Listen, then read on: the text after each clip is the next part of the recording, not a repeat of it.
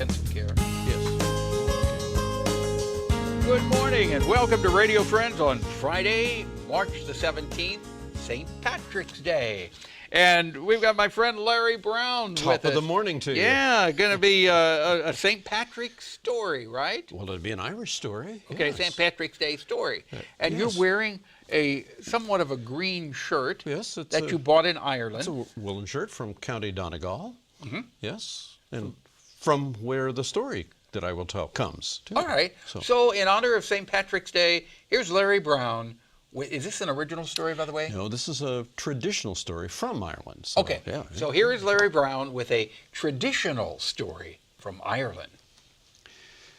Now, there was a poor widow who had one son. Well, there had been days when the farm was very productive, but not the case in this particular year. It had been a bad year for crops, a drought, and they were out of money. In fact, they were down to just 3 cows.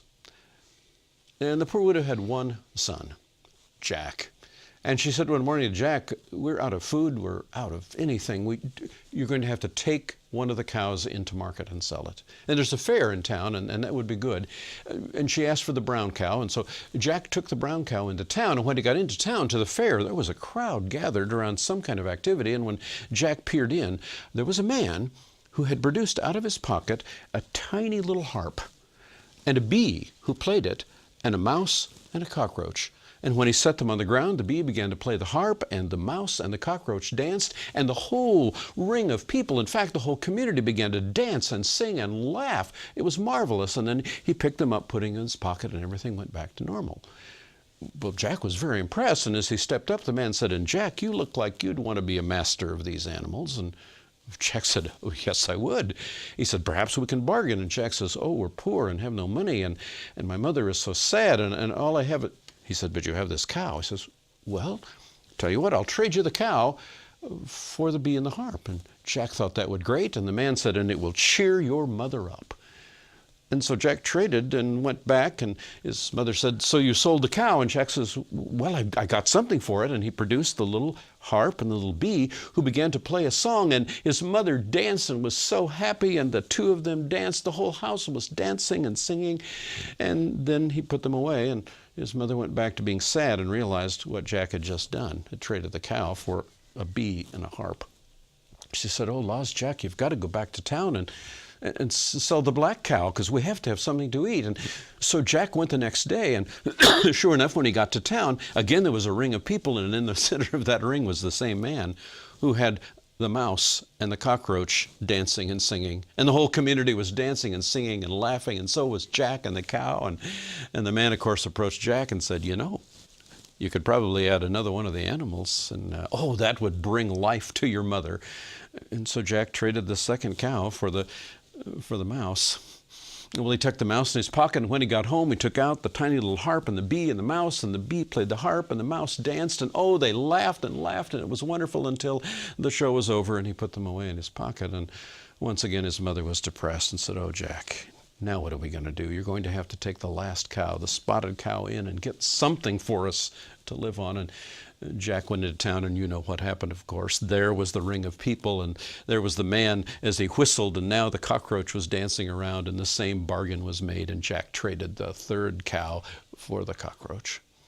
Well, when Jack got home, he took out the tiny little bee and the mouse and the cockroach, and when he whistled, the bee began to play, and the mouse and the cockroach danced, and oh, it was wonderful and joyous until it was over, and he put them away in his pocket, and now his mother was so sad. And Jack felt now guilty that he'd been so stupid to have traded 3 cows for this little miniature band.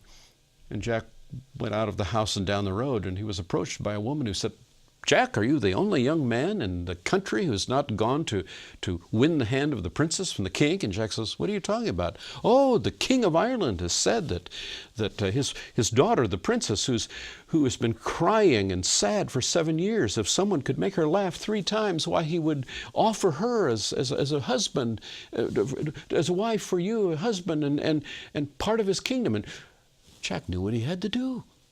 He hurried on to the king, and there he was welcomed in, and he produced out of his pocket the tiny little harp and the bee who played it, and the mouse and the cockroach who danced and sang, and sure enough, the princess laughed one laugh. But the deal was she had to laugh 3 times. So Jack tried it again. He got out the tiny bee and the mouse and the cockroach, and he whistled, and they began to dance and sing, and she laughed a second time, and Jack thought, I'm almost there. So one more time he brought them out, and they began to play, and everyone laughed and sang, but the princess did not laugh the third time. Jack realized there was a graveyard outside the castle of all of the men who had failed. Now what was he to do? Well, he got them out one more time, and the mouse realized what was happening. And the mouse began to dance and sing by itself, and when its tail whipped around, it knocked the cockroach on its back, and the cockroach began to cough and cough and cough. And when the princess saw the cockroach on its back coughing, she laughed for the third time. And Jack indeed had impressed the princess and the king. Well, they took Jack in and cleaned him up and put on a silk outfit and brought him back to the princess, and she accepted him as a handsome man that he was, and evidently witty and charming. And so indeed, Jack married the princess. They were able to move into the castle and invited his mother, and as far as I know, they've been doing right well.